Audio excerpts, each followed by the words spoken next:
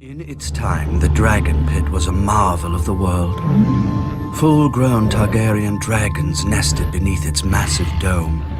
And even on the darkest nights, the walls seemed to glow with the fire of the great beasts inside. As had the site's previous occupant, the Sept of Remembrance, when Maegor the Cruel blasted it with dragonfire during morning prayers. The screams of the dying men echoed through King's Landing all day, and a pall of ash and smoke hung over the city for a week. But as it dissipated, so too did the rebellion of the Faith Militant.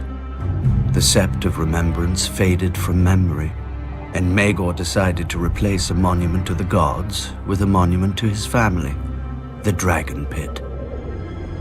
Labor proved elusive, however. For after the Red Keep was finished, Maegor had hosted a 3-day feast for all the builders, stonemasons, and carpenters who had worked to build it. At its conclusion, he slaughtered them, so that only he would know the castle's secrets. So many men fled the construction of the Dragonpit that Maegor was forced to employ the prisoners of the city dungeons, supplemented by skilled and ignorant builders from across the narrow sea. For more than a century, the Targaryens housed their dragons in the Dragonpit. But dragons are not horses to be stabled or hounds to be kenneled. With each generation, the dragons became less massive, less swift, less long-lived. And less invulnerable. During the Dance of Dragons, 2 Targaryen factions killed a handful of their family's dragons while fighting each other.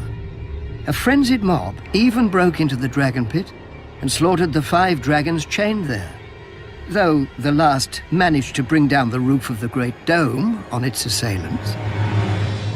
The dragons never recovered their former strength or numbers. Perhaps their line had been too broken, or perhaps others intervened to break it further. But the last dragon grew no larger than a cat, and its death earned Aegon, 3rd of his name, the epithet Dragonbane. What is a dragon pit without dragons? The roof remained where it had fallen. The great bronze doors rusted and fell off their hinges. Prostitutes cavorted where fantastic creatures had once fed and slept. Then came Daenerys. Now dragons once again darken the sky, but they will never darken the dragon pit again. Daenerys has learned the folly of chaining her dragons. The dragon pit is and will remain a ruin of a bygone age, when kings and queens flew high above their countrymen.